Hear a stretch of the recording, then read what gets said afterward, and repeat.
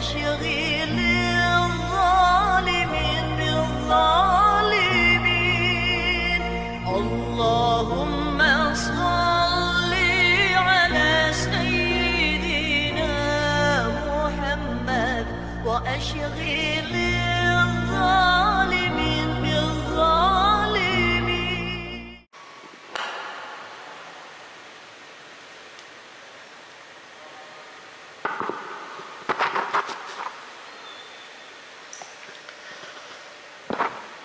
Assalamualaikum warahmatullahi wabarakatuh. Bismillahirrahmanirrahim. Alhamdulillahi rabbil alamin. Wal aqibatu lil muttaqin wa la 'udwana illa 'alal zalimin. Asyhadu an la ilaha illallah wahdahu la syarika lah wa asyhadu anna Muhammadan 'abduhu wa rasuluh. Allahumma fassalli wa sallim ala sayyidina Muhammad wa ala alihi wa sahbihi wa ahli baitihil kiram ajma'in, amma ba'd. Bismillahirrahmanirrahim. Qala al-muallif rahimahullahu ta'ala wa nafa'ana bi'ulumihi fid dharain, amin. Bismillahirrahmanirrahim. Al-babu sittuna fi fadli shadaqati. Qala sallallahu alaihi wasallam, man tasaddaqa bi'adli tamratin min kasbin tayyibin fala yaqbalullahu illa tayyiban fa innallaha yaqbaluha biyaminihi ay multabisatun biyaminihi. Bismillahirrahmanirrahim. Al-babu fi fadli shadaqati, ing dalam nerangake keutamaane sedekah.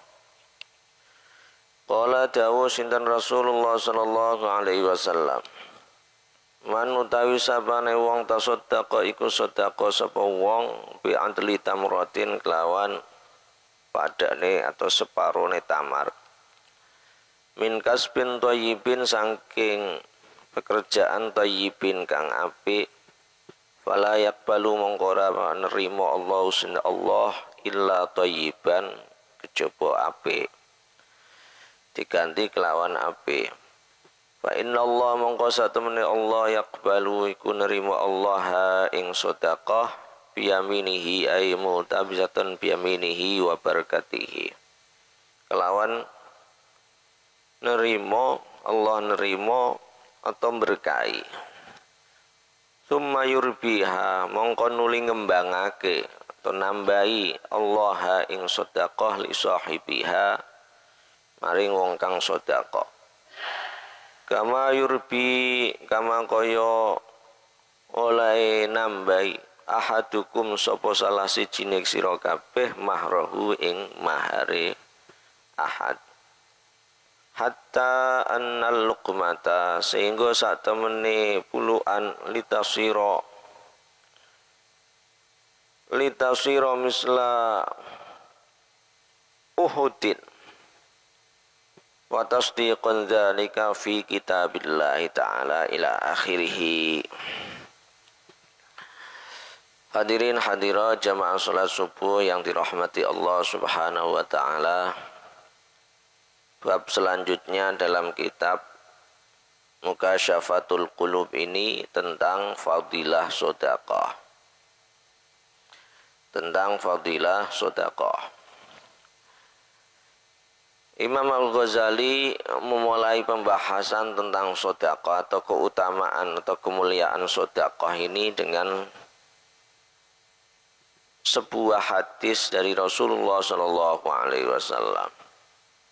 Memang sering sekali dalam kitab ini ataupun dalam kitab Ihya itu Imam Ghazali langsung menyebutkan matan daripada hadis, isi daripada hadis, tidak menyebutkan rawinya, sehingga banyak orang-orang yang tidak sependapat dengan Imam Ghazali pada saat ini, yaitu orang-orang katakanlah orang-orang Wahabi, itu menganggap Imam Ghazali itu merupakan imam atau ulama yang tidak ahli hadis, yang tidak paham hadis. Kemudian mereka menyacat, mencela Imam Al-Ghazali. Nah, itu tentu tidak benar. Imam Ghazali setelah wafatnya atau bahkan pada saat Imam Ghazali masih hidup itu mendapatkan gelar Hujjatul Islam. Namanya hujjah. Hujjah itu kan dalil. Hujjah itu juga pembelaan. Jadi cara Imam Ghazali membela Islam itu dengan cara menulis karya-karyanya yang monumental, yang fannya itu macam-macam, mulai tasawuf, bahkan awal-awalnya juga filsafat, bahkan tentang akidah dan lain sebagainya, tentang usul fiqih, al-mustasfa dan lain sebagainya. Sehingga Imam Ghazali ini disebut dengan Hujjatul Islam, dan itu diakui oleh ulama saat itu dan setelah-setelahnya. Maka apa yang disampaikan atau dilontarkan orang-orang yang tidak suka terhadap Imam Ghazali tentu tidak mendasar. Memang orang dulu ada ulama-ulama ketika mencantumkan hadis itu tidak mencantumkan perawinya. Tapi tentu Imam Ghazali sangat paham hadis, riwayat ini siapa. Sekelas Imam Ghazali yang Hujjatul Islam tentu juga seorang wali, seorang ulama, sangat paham yang namanya hadis, meskipun tidak mencantumkan hadis ini perawinya siapa. Misalkan tentang hadis ini langsung qala sallallahu alaihi wasallam, tidak mencantumkan an Abi Hurairah atau an Abi Darda atau siapa. Nah, ini yang banyak diragukan oleh kelompok-kelompok yang tidak suka terhadap Imam Al-Ghazali, diantaranya orang-orang Wahabi itu. Di sini Imam Ghazali langsung memulai dengan hadis, matan hadis. Qala sallallahu alaihi wasallam. Jadi ada 3 unsur dalam hadis itu. Ada 3 unsur dalam hadis. Yang pertama adalah perawi. Kemudian ada sanad. Ada sanad, ada rawi, ada matan. Matan hadis itu adalah isi daripada hadis, baik ucapan Rasulullah. Kalau itu hadisnya merupakan hadis yang berupa hadis qauli. Kalau qala Rasulullah berarti hadisnya hadis qauli. Ada kalanya hadis itu Nabi tidak mengucap. Yang mengucap itu adalah sahabat terhadap apa yang dilihat dari Rasulullah Shallallahu Alaihi Wasallam. Itu juga hadis. Misalkan suatu ketika Nabi ini mengajak seorang sahabat namanya Jabir. Kemudian dalam perjalanan itu naik kendaraan. Ketika naik kendaraan, naik katakanlah kuda atau unta. Di atas kendaraan itu Nabi sholat. Ketika sholat ya namanya di atas kendaraan, sholat ke arah mana-mana. Ya ada kadang kanan, ngiri, yang jelas tidak menghadap ke kiblat itu. Tapi Nabi tetap sholat. Tapi ketika Nabi sholat itu sholatnya sholat fardu, Nabi turun dari kudanya atau untanya, kemudian menghadap ke Ka'bah, menghadap ke kiblat. Sehingga itu dilihat, yang dilakukan oleh Rasulullah Shallallahu Alaihi Wasallam itu dilihat oleh sahabat Jabir. Sehingga sahabat Jabir inilah yang menyampaikan kepada sahabat yang lainnya, bahkan generasi yang lainnya, bahwa ketika Nabi melakukan perjalanan di atas kendaraannya Nabi sholat, kalau sholatnya sholat sunnah, maka Nabi sholatnya ya menghadap kemana-mana, karena itu sholat sunnah di atas kendaraan. Tapi kalau sholatnya fardu, Nabi turun dari kendaraannya, kemudian Nabi menghadap ke Ka'bah, kiblat. Ya, jadi sahabat Jabir mengatakan kanan Nabi sallallahu alaihi wasallam yusalli ala rahilatihi haitsu tawajjahat bihi fa idza aradal faridata fastaqbala qiblah.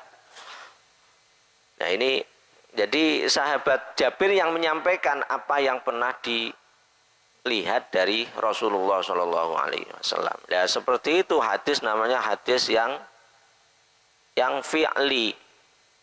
Hadis fi'li dalam artian itu perbuatan Nabi, Nabi tidak menyampaikan, tapi Nabi atau sahabat melihat, kemudian sahabat itu menyampaikan apa yang pernah dia lihat dari Rasulullah Shallallahu Alaihi Wasallam. Itu namanya hadis fi'li.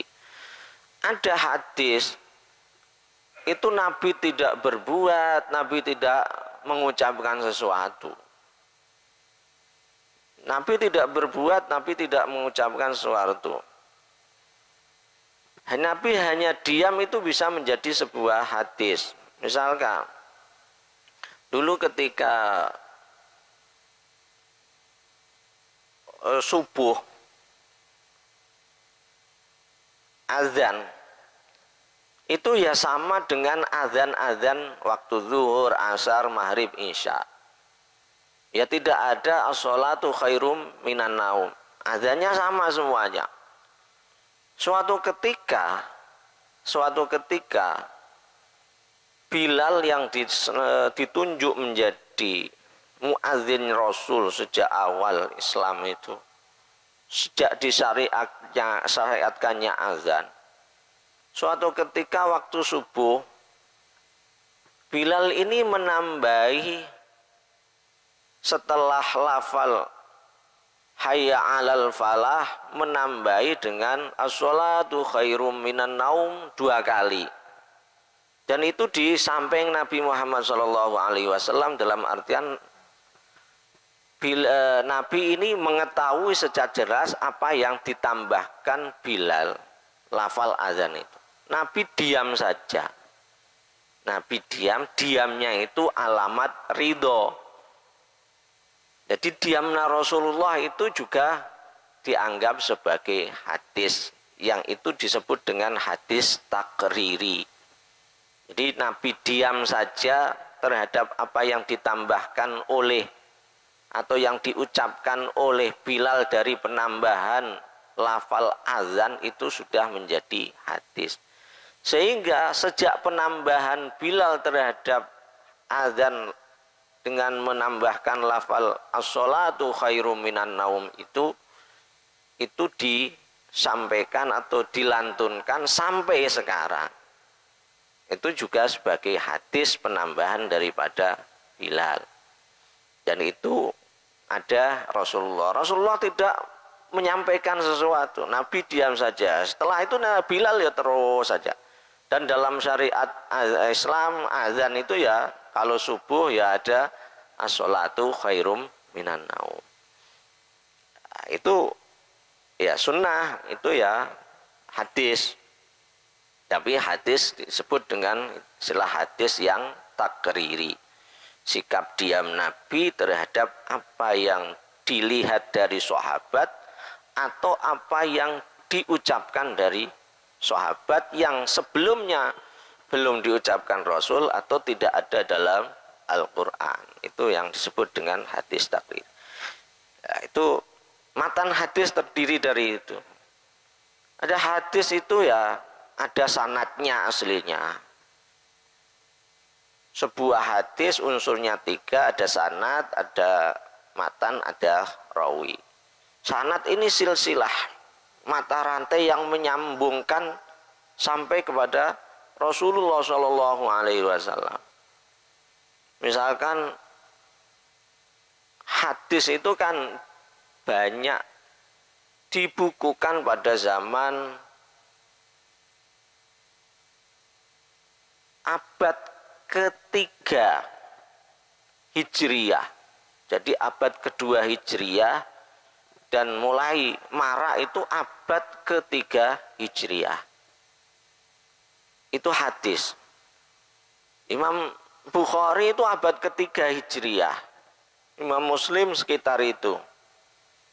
Sehingga antara masa Imam Bukhari, Imam Muslim sampai kepada Rasulullah itu kan melalui berapa generasi, berapa orang.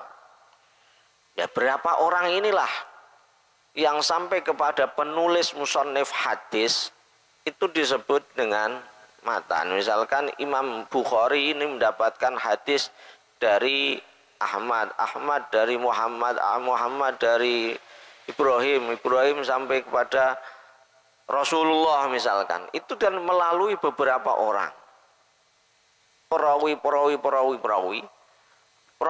perawi 2, perawi 3 sampai kepada Rasulullah itu disebut dengan mata rantai yang disebut dengan istilah sanad. Nah, orang-orang yang menyampaikan hadis itu disebut rawi. Rawi yang tertinggi itu adalah sahabat yang mendapatkan hadis dari Rasulullah SAW. Misalkan yang kita dengar, yang sering kita dengar waktu Bilal atau muadzin sebelum Jumat. Ada hadis an Abi Hurairah radhiyallahu anhu qala idza qulta li sahibika yaumal jum'ah. Itu yang pernah disampaikan Nabi. Tapi yang pernah mendengarkan pertama kali yang menyampaikan itu adalah Abu Hurairah. Ini disebutkan tadi an Abi Hurairah. Tapi hadis ini ada dalam Sahih Bukhari, Sahih Muslim. Berarti antara Abu Hurairah sampai kepada Imam Muslim atau Imam Bukhari sebenarnya masih ada mata rantai ini. Ada perawi yang nyambung kepada Rasulullah SAW. Imam Bukhari kepada gurunya nyambung kepada Rasulullah SAW. Itulah disebut dengan istilah sanad, mata rantai antar perawi satu dari musannif sampai kepada atas kepada sahabat yang menyampaikan hadis yang dulunya pernah mendengarkan dari Rasulullah Shallallahu Alaihi Wasallam. Nah, ini hadis. Kemudian ada rawi. Rawi itu ada kalanya rawi tertinggi tadi Abu Hurairah. Ada yang musanniful hadis, yang mengumpulkan hadis. Ya Imam Bukhari, Muslim, Ahmad, Tirmidzi, Imam Nasa'i, Abu Dawud, Ibnu Majah dan yang lainnya. Itulah musanniful hadis. Para musannif hadis atau para orang-orang yang mengumpulkan hadis-hadis itu. Jadi ini 3 unsur daripada hadis. Di sini Imam Ghazali langsung menyebutkan yang namanya matan. Matan itu isi daripada hadis. Yang matan ini matan berupa hadis qauli. Qala sallallahu alaihi wasallam, man tasaddaqa bi adli tamratin min kasbin thayyibin fala yaqbalullahu illa thayyiba. Barang siapa bersedekah dengan semisal atau sepadan dengan 1 tamar saja, satu tamar saja atau 1 kurma saja dari hasil pekerjaan yang baik, maka tidaklah diterima Allah kecuali Allah menerima dengan kebaikan juga. Fa innallaha yaqbaluha biyaminihi multabisan biyaminihi wa barakatihi. Allah menerimanya dan memberkatinya. Itu padahal hanya 1 tamar saja, 1 kurma saja. Apalagi yang banyak dengan disertai keikhlasan dalam bersedekah. Nah, ini dikuatkan oleh ayat Al-Qur'an, alam ya'lamu annallaha huwa yaqbalu taubata an ibadihi wa ya'khudus shadaqat. Apakah mereka tidak mengetahui bahwa Allah itu menerima taubat dari hamba-hambanya yang telah melakukan kesalahan dan juga menerima sedekah. Menerima sedekah ini adalah memberkati orang yang bersedekah. Kemudian ayat yang lain, yamhaqullahu riba wa yurbis shadaqat.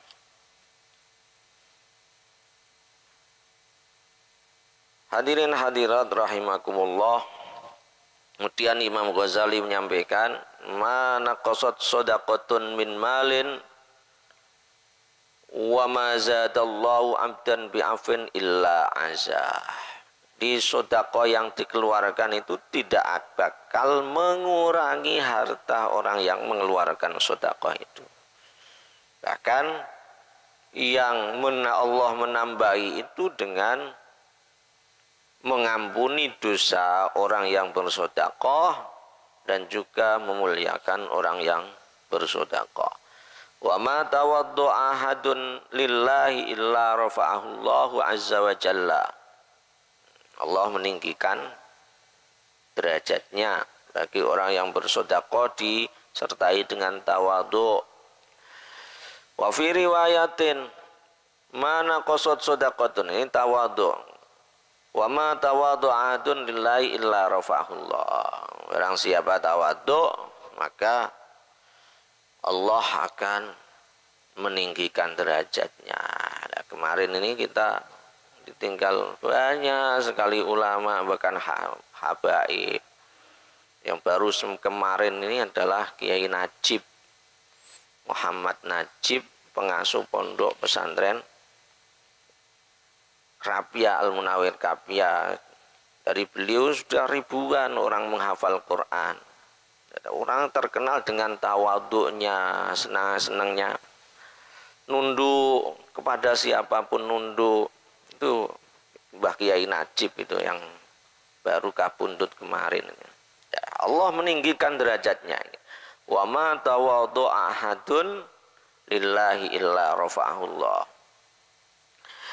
Wa fi riwayatin Tabrani mana qasad shadaqatun min malin wa ma madda 'abdin yadahu li shadaqatin illa ulqiyat fi yadil ai qabbalaha.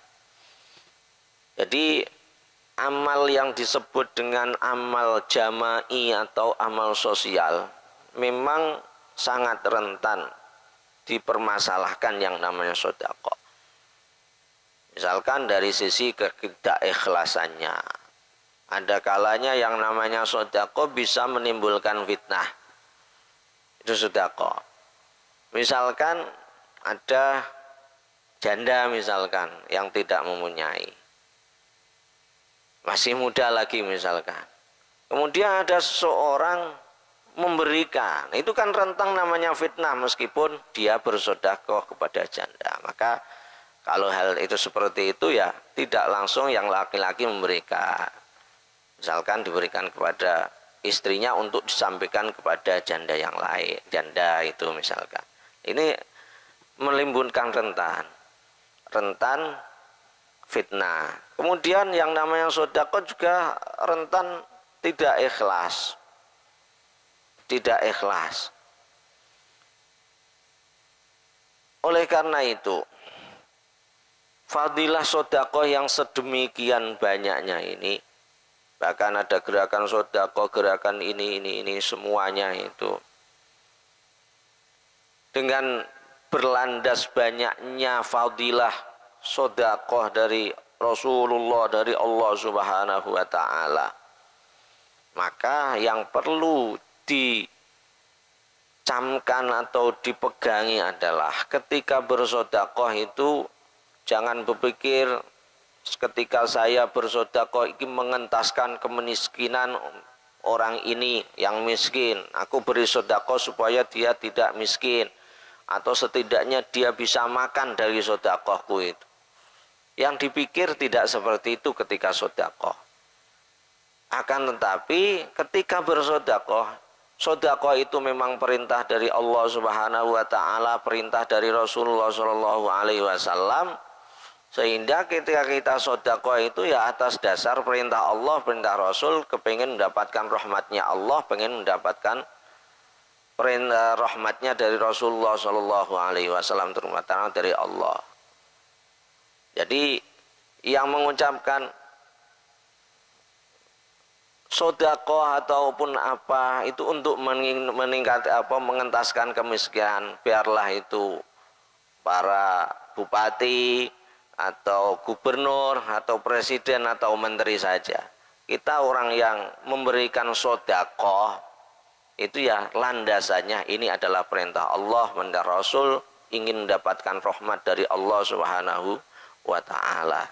Jangan terbesit dalam hati kita ketika memberikan sedekah itu ya ingin mengentaskan ini, kemiskinan orang ini. Kalau tidak aku berikan maka tidak bisa makan, apalagi seperti itu. Nah, landasannya semua amal itu adalah ini perintah Allah. Sholat ini perintah Allah, melakukan amal soleh ini perintah Allah, ingin mendapatkan rahmat dari Allah. Karena sering kita sampaikan dan sering kita dengar bahwa amal-amal kita itu tidak cukup untuk mengandalkan kita masuk surga. Andalan kita untuk masuk surga ya rahmatnya dari Allah Subhanahu wa ta'ala biwasilati amal kita. Ya amal kita itu hanya sebagai wasilah, tapi tidak bisa dijadikan sebagai tetanggenan atau sebagai pegangan. Hanya wasilah saja. Hanya sebagai wasilah.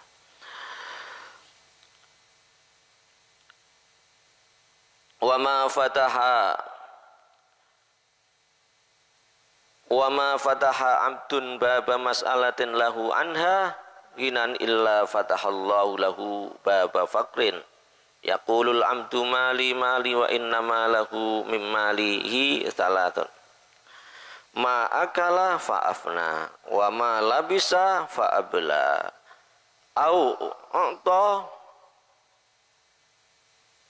ma akala fa'afna au labisa fa'abla au a'ta faqtana wa ma siwa dzalik fa huwa dzahibun wa takarakahu linnas. Jadi berkaitan dengan harta seseorang ini ada 3. Harta itu ya bisa jadi apa yang dia makan. Harta kemudian dibelanjakan untuk makan, tentu yang dimakan sudah langsung habis. Kemudian dibelanjakan untuk pakaian, ya akan rusak. Atau dia memberikan dengan memberikan sedekah, itulah yang masih ada. Jadi harta, banyaknya harta yang dimiliki oleh seseorang itu sebenarnya yang dihitung adalah yang dibelanjakan untuk nafkah keluarga, disedekahkan. Itu yang dihitung, yang ada dalam catatan amal. Yang lain itu ya memang merupakan titipan dari Allah, ya akan hilang. Dan yang masih ada itu yang disedekahkan, yang diberikan kepada fakir miskin, yang dinafkahkan kepada keluarga, itu yang masih ada. Wa ma siwa dzalik fa huwa dzahibun. Yang lain, harta-harta yang lain ya akan hilang semuanya. Wa tarikuhu linnasi. Imma ayakuna, bisa jadi dia yang meninggalkan hartanya atau hartanya dulu yang meninggalkan.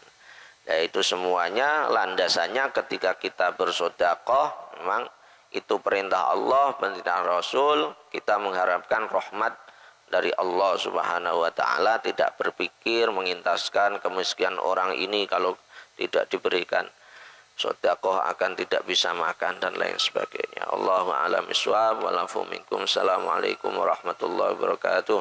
Ya Allah biha, ya Allah biha, ya Allah bi husnil khatimah. Ya Allah biha, ya Allah biha, ya Allah bi husnil khatimah. Ya Allah biha, ya Allah biha, ya Allah bi husnil khatimah.